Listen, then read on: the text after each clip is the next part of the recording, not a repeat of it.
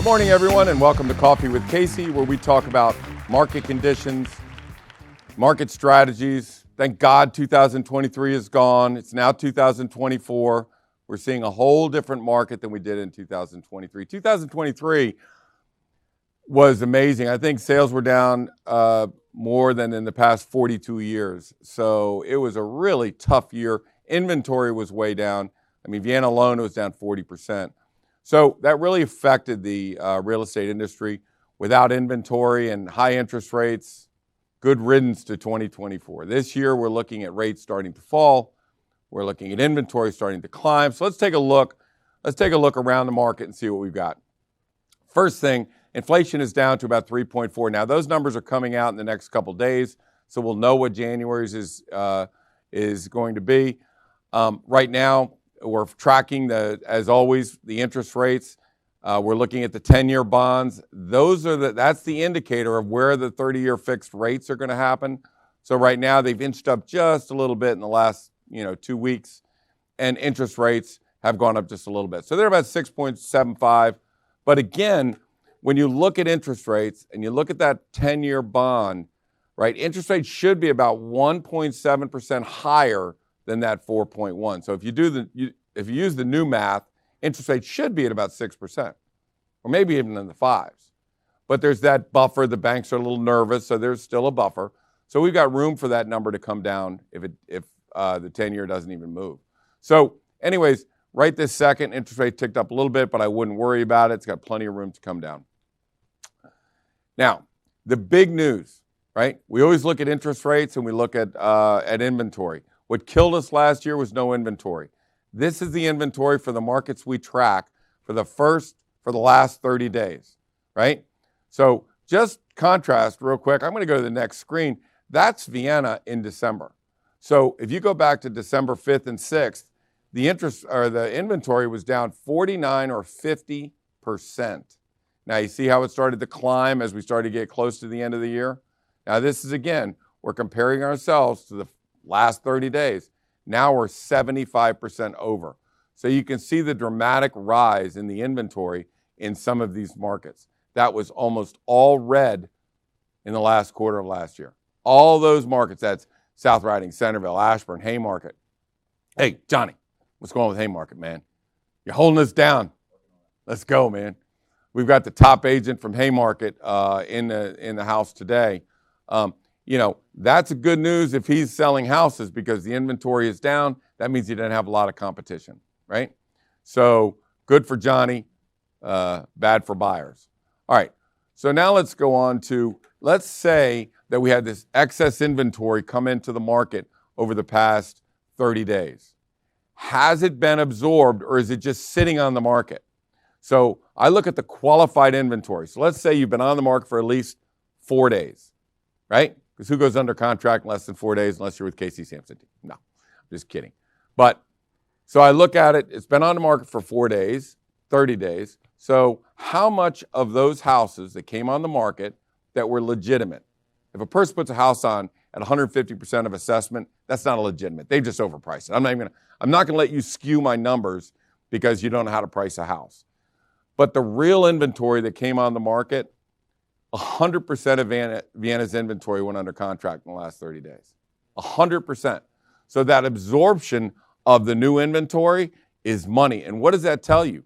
That there's a buyer pool out there, that the buyers are accepting of all this inventory, they can handle it, and still, now when those numbers start to get to 50%, we're going to know there's good inventory coming out, but it's not getting absorbed right away. But right this second, as we sit here on January 25th, 6th, 7th, whatever it is, 2024, in the last 30 days, 100% of the inventory that's come on, even though it's twice what it was last year, has gone under contract. So these are good numbers. This means we're in a seller's market, and we're in a seller's market in most all markets. And I don't care if you say, well, there's a lot of houses on the market. If they've been on for 20, 30, 40, 50, 60, 70 days, that's not competition. Not for our sellers. It's not competition. So for qualified inventory, it's all going under contract. This is great news. It's great news for everybody. It's great news for the real estate industry that now we have some inventory. It's great for the buyers that they have inventory coming out. It's great for the realtors and the sellers to know that 100% is going under contract as long as it's priced correctly. So this is all great, great news for the first month of January, right? So we got a big thumbs up. Now, part of the show is market conditions. The other part is market strategies. How do we operate when we're in a market like this, right? There's not a realtor in this room or that listens to us that doesn't have sellers that are saying, I need to buy something first, or I need to identify, I need to be under contract with something first before I list my house, right? They're never going to move. They're never going to get a contract. Not when inventory looks like that. Not when everything goes in, because I will tell you that if you bring in a contract on one of our listings, if you have a house to sell, the chance of you getting that listing, even if it's non-contingent on that sale, even if it's non-contingent, that buyer still has baggage. And I know you got to sell it. You don't want, you don't have to, but you want to. So there's still, I don't know if we can, maybe they pull out. So we're looking for anybody that's going to pull out of these contracts. We want as rock solid a contract as we possibly can. So the question is, what comes first, the chicken or the egg? Do you have to find the house you want to buy, or do you want to sell the house that you have to sell? Well, in this market, you have to sell the house you're going to sell. And it's got to be under contract. It's got to be through all contingencies. That's got to have no baggage and no hair on that contract, because we are going to get in contracts, and we're going to get multiple contracts in. That 100% means there's multiple buyers out there for these properties. So I think the realtors and the people that listen to the show, when they're saying, I want to find something I'm going to buy first, and then I'll sell my house. Never going to happen. It's just never going to happen. The smart buyers are walking in saying, home's under contract, through all the contingencies, I settle in 20 days, I want to buy this house. You got it. That's a solid buyer. So the theory here, the strategy here is sell now, right? While 100% of the inventory is going under contract. That's a pretty good seller's market. Get your top price now. Get a 45-day settlement period. Get a 2-month rent back. That gives you 100 days to find a house. We do, I don't know how many deals. Let's say we do 100 or 120 deals a year. And we do probably half of that has rent backs, 2-month rent backs. We've never had to throw a seller on the street. We've never not found a house for them to buy when their rental period is over. So the risk of not finding that perfect home is practically nil. I mean, we've never seen it. So I think the strategy for the smart people that are operating this market, sell what you have, rent back, find what you want. And here's another thing. If you want to rent for a year, can't believe a realtor's saying that. If you want to rent for a year, then rent for a year. Why? Interest rates are floating down. Inventory's floating up. So if you sit on the sidelines while inventory comes out and rates come down, right? Now there's going to be more inventory out there, And when you buy it, you're going to buy it at lower interest rates. So, is it wrong to sit around and wait and sit on the sidelines for a little while? No, it's not. The only people that want to buy immediately are people that think that property values are going to increase due to the interest rates coming down. So if you want to get on that, then go find a house. But don't panic. Nobody's going to get thrown on the street. Nobody's going to be homeless. The proper strategy, become a preferred buyer. Now, what's a preferred buyer? Morgan's in the back room. Johnny's in the room. When they get a contract coming in, they've got 5. They're trying to sort out which is the buyer we really want. Well, the buyer we really want is somebody that's already sold their own old home, money's in the bank, and they're ready to go. Love the house. Their rent back is over in 30 days, so we know they got nowhere else to go. So we're trying to lock that contract in and get the best buyers we can.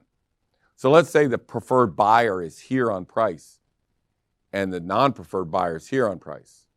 And she makes a phone call and goes, hey, can you put it up here? All terms being considered, we take your contract. And that person says, well, let me make a phone call. They don't really make the phone call. They said, yeah, we'll take that, because they know their buyers will take it.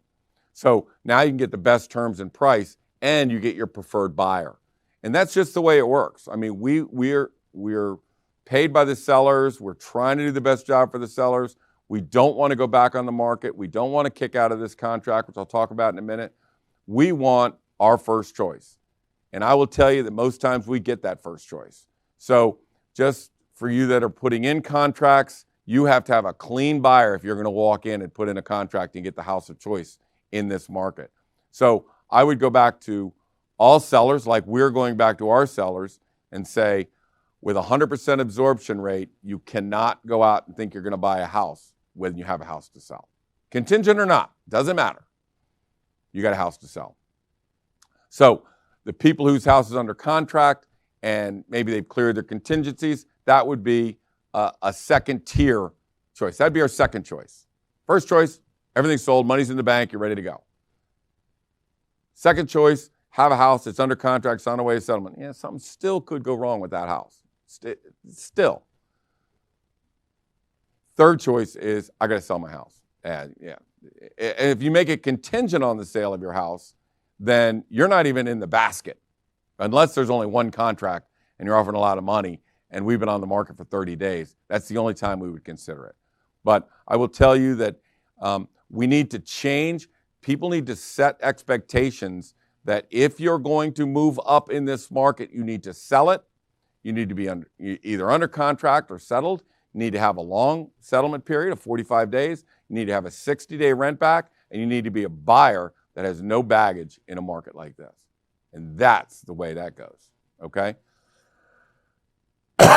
So let's go to this process real quick. And let's talk about, in selling and the stress. And, there is a lot of stress. And I've said it before, when we come in, the stress level is up here, whether it's a divorce, whether there's been a death in the family, whether somebody has lost a job and they've got to sell, or for whatever reason, trust me, that stress is like this. Even people that have got perfect incomes and everything is great, they're going to move up and buy another house, that stress level's still up there, right?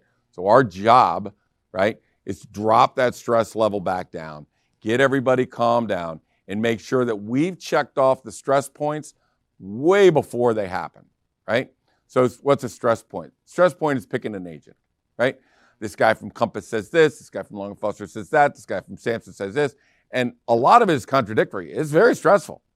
And if you make a mistake, you're going to lose $50,000 to $100,000. If you make a mistake, that's stress. Pricing the house.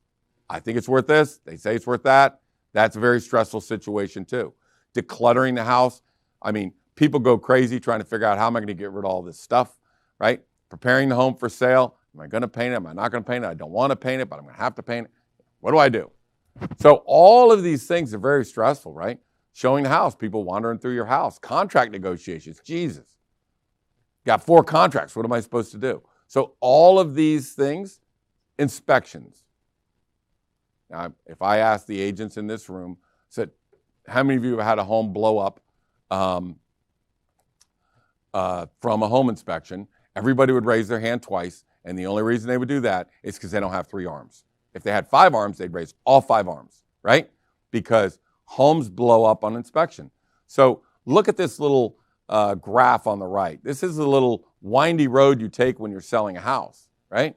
You've got to make sure that, I've got the right agent, we've priced it correctly, we've decluttered it correctly, we painted it. I mean, if you don't do all this right, then you go all the way around to number 7, right?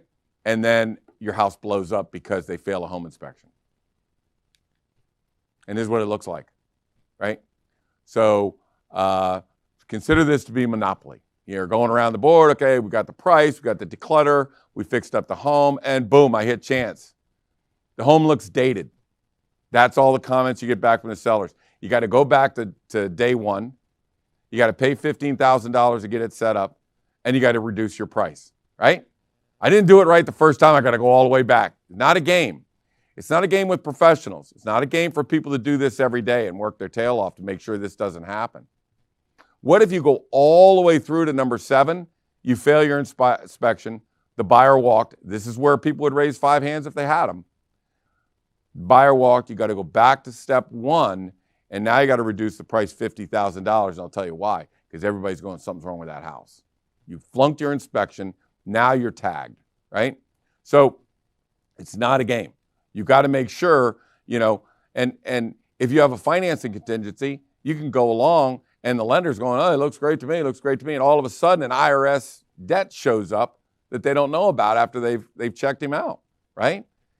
Now he kicks out because of an IRS debt. You go back to square one. You got to start all over again. And they're like, what happened?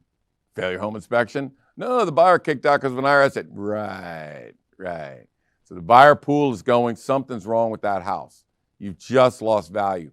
So anywhere along the way, not only does the stress quadruple, but the price goes down and it becomes a nightmare.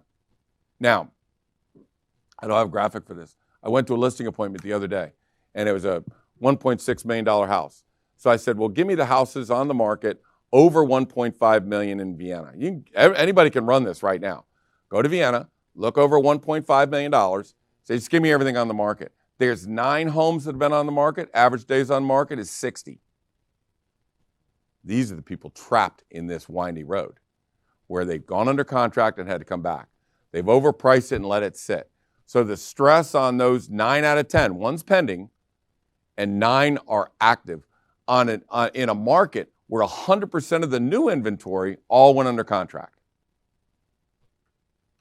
They're doing something wrong, right? Real estate's a hobby for the agents, or they're just doing it wrong. I'll just cut back to Nick Saban. Nick Saban said, you come in, you can be one of 5 things. You can be bad, you can be average, you can be good, you can be excellent, you can be elite. He wants the Alabama football players to be elite. If you want to have a team or you want to sell real estate, you can't be bad. You can't be out. Those 9 agents are bad. If you're carrying baggage like that, that's bad. Average, it'll sell whenever, right? Good, I'm going to make sure I'm competitive and I at least catch most of this. If you're excellent, you're on the expressway. If you're elite, an expressway means all this taken care of. I'm going to show you how you do that. All that's taken care of, right? So the elite does that over and over and over and over and over and over, right? It's just given that that's the way it's going to happen because you put so much energy. And at the end of Coffee with Casey, we're going to sit around. I'm going to go briefly through that listing presentation of how you can reduce stress on all of these, right? We want to get them to the expressway, okay? You want to be on the expressway. And the expressway is if you have a pricing models and stop gaps and make sure, like the predictive analysis, most of the agents or a lot of agents at Sampson send me emails and talk about their predictive analysis, which I really think is a great thing. So you got great pricing, but you never know until you do all the marketing and you put it on the market and you do a predictive analysis. Is that the right price? Yeah, got it. Okay, professionals at decluttering. You got to know that's where a seller, if you're a seller, it's not a secret that that's one of the biggest problems or stress points for a seller is trying to declutter that dang house. Well, if we have a professional that comes in and they walk the seller through it, and they tag things, and this is getting thrown away, and that's going to get stored, and they do all that work for that seller, that stress level just goes woof. And let me tell you something. If the agents don't have somebody to do that, you need to get somebody because that's your number one stress point right there. If you don't declutter, people are going to come in the house and say, what? It's cluttered. Looks terrible. We're going to have to declutter and go back to day one all over again. Know those people average days on market, 40, 50? That's them. Home prep. If you're experts, again, Johnny has Laura. She's a professional interior designer. You got Morgan or Billy or any one of the agents. They're professionals at setting that house up, knowing what has to go, how to thin it out, what the transitional look the buyers are looking for, what kind of lighting fixtures they're looking for, what kind of paint works. Can we get away with the yellow paint or can we not get away with the yellow paint, right? When you do 120 deals, we know when people try and get away with something, it doesn't work. So we know if you want to be a success, if you want to be elite, this is the way we got to do it. Just got to do it every time, not some of the time. You're not right some of the time. You're right all of the time.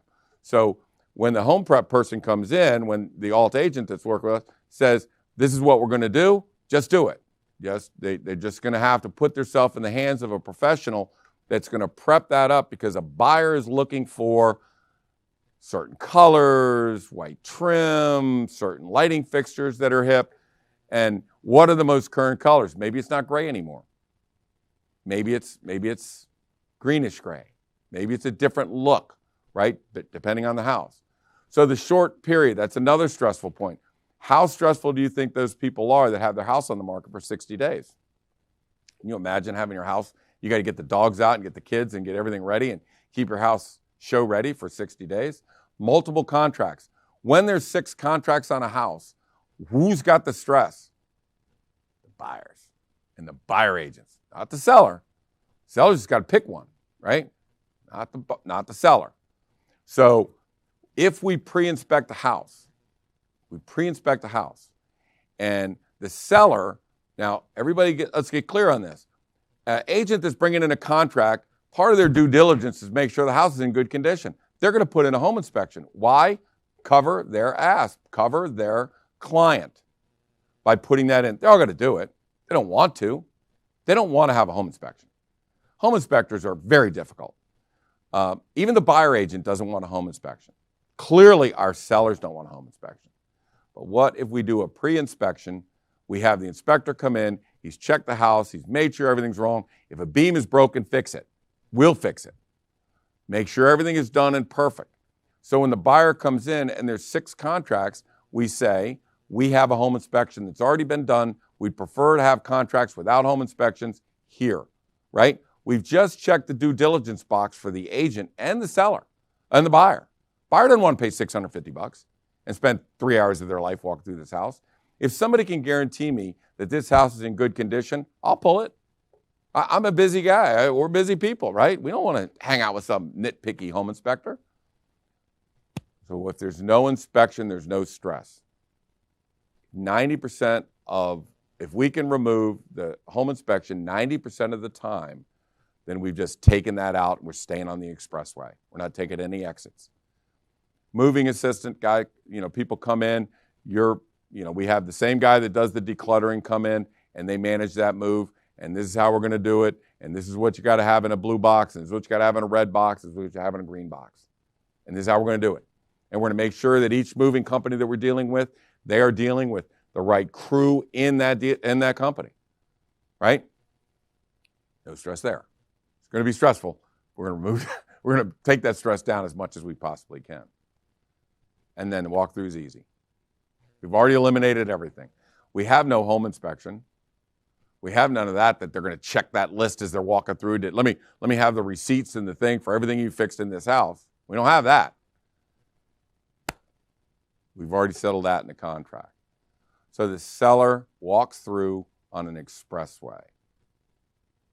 A bad agent doesn't sell the house. And I don't care how long you've been in the business or how many stuff you do every year. If your houses are 60 days on the market, you're just a bad agent, right? Average agents, they do a few deals a year. They're efficient. They do a few deals a year. Good agent, they know what they're doing. They're professionals. Are they the greatest? They're good. Good agents. We see them all the time. Excellent agents. If we see an excellent agent bringing a contract in on our house, that's who we're going for. We're going after the excellent agents because they are professionals. They know how to walk you through. You don't have any problems. We don't have any issues. You're not going to nitpick me to death because you do a lot of business and you do it clean. Love you. So we deal with excellent agents or elite agents. And the elite agent is no problem. I mean, if we got an elite agent that we know just knocks it out and gets it done, and he has the buyers trust him or her, and again, there are differences between elite and excellent agents, right? We'd really love to work with an elite if we can. And we know them when we see them, okay? So I think that's basically walking through the process of we know we're in a good market, we know our inventory is up, we know 100% of it's going under, or in most markets 100% of it's going under. So as a seller's market, we need to change our strategy. We can't say, we'll buy a house and then we'll sell ours. Not going to buy a good house. You're not going to win that contract. There's going to be multiple contract presentations. You need to be prepared for it. You need to sell your house now while we're in a big seller's market. Get yourself a 100-day buffer to find that home you're looking for. I will tell you that 100% of our sellers have found the house that they're looking for. Again, nobody's ever gone out in the street. but that's the proper way to do it. And if you're going to buy one of our houses, that's really the way it's going to have to be. Okay? What time we got? Are we close? I don't know. Live on air? Oh, 4 minutes. That is awesome. I'll tell you what, in 4 minutes, anybody have any questions in here? We'll throw some questions out for the next 4 minutes. Nothing? Yes. Could you just tell for someone who asked this question recently about they took an offer that had a home sale contingency, but didn't even get a copy of the contract and didn't even know whether the contingencies were released. So I don't think people really know how to properly handle that. I can't. Look, the bar is very low when we're dealing with real estate agents. It only takes a couple $100 to join the board and pass a few tests, and some people do it as a hobby, right? I don't want to deal with anybody that is a hobby. I want to deal with a professional agent that knows what they're doing. The first thing that happens when a contract comes in, we go on and we look at their track record. How many are they doing? If they're on a team, how does their team do? Do they get their things through? Does anything kick out? Just want to know who I'm dealing with. And I will tell you the first thing we do when we get a contract, am I dealing with somebody where this is a hobby or this is their profession? We want to deal with professionals. Go ahead. So how do we get all of those statistics that you show us earlier in the slide in the beginning? All of the what? The stat, the stress? No. Oh, the stats. Yes. The lovely lady in the back, her name is Julie Hart. She handles all of our, if you go to caseysampson.com and you go to Market Snapshot, you're going to pretty much see everything. Oh, right? Okay, I see. And if you go to podcast, caseysampson.com, whatever, she's got podcasts, she's got everything. You can see videos of it or the stats on the Market Snapshot. So that's where you can look at those stats. But let me just But stop. it's not something that you get from like MLS or No, something like. I don't trust MLS. I do everything by hand. Let me tell you how to do it. Okay? Go on today and take your market and say from 0 to 30 days, new listings coming on the market. Don't worry about status or anything. New homes coming on the market. How many homes came on in the last 30 days? 15. Okay. How many homes came on the market? Don't worry about the status. Between 365 and 395 days. That's the same 30-day period a year ago, right? 8. How much has your inventory gone up? 15 divided by 8. And that'll tell you I'm up 89% or 92%, whatever that number is. Our inventory is up. Okay, now, let's go back and let's do another number. So we're up 89% or whatever it is. Okay, now let's go back and let's check the qualified inventory that's come on in that period. So I would go back and I'd say, give me all homes that have come on between 4 days and 30 days, right? 4 days and 30 days, and show me the status of all of them, right? So some are going to be under contract, some are going to be active, and blah, blah, blah. Well, go to your active houses and say, did one come on where I know it's overpriced? It's 140% of assessment when everybody else is 115% of assessment? Yeah, I'm not going to count that. So I will prune that list. And then when I'm done, I got 9 under contract, right? And I've got 1 active. What is that? That's a 90% absorption rate. 90% of the homes that came, 90% of the qualified homes that came on the market went under contract. We got a seller's market on our hands. We got a big seller's market. So I don't care if you're in Baltimore or Richmond or wherever you are, you just got to run the numbers. How many have come on in 30 days? How many came on for the same 30-day period a year ago? Okay, we're up 92%. All right, next number. How many of the homes that have come on, qualified listings between 30 days, 4 days and 30 days? Run the numbers. Let me see the status of all those listings. 9 are under contract. 3 are not under contract. Okay, well, this one's on for way overpriced, and this one's also way overpriced. So I'm not even counting these 2 because bad agents have put them on. So basically I have 10 homes, 9 are under contract, 1 is not. It's a 90% absorption rate. Oh my God, I got a massive seller's market. Hey, Jimmy, you think you're gonna have to, you think you're gonna buy a house and then sell your own house? It's not gonna happen. It's not gonna happen because nobody's going to accept a contract with somebody that has a house that they haven't sold yet. So you've got to know your market to flip the strategy that's going to work. Because if they're saying, well, I'm going to go buy a house, I need to find a house that I want first, then I'm going to sell, you'll never get that house. Never going to happen. And they need to know it, and they need to know it right now. Last year, the strategy may have been different. Right now, I'm telling you that strategy's out the window. You've got to sell your house first. And then you create your own graphic at Canva? I do. Okay. Yeah, okay. Cool. I'm an Excel guy. And then I give it to Julie, and it looks all pretty when Julie does it. But I'm just an old Excel guy. I'm a numbers guy. I need to know. Okay.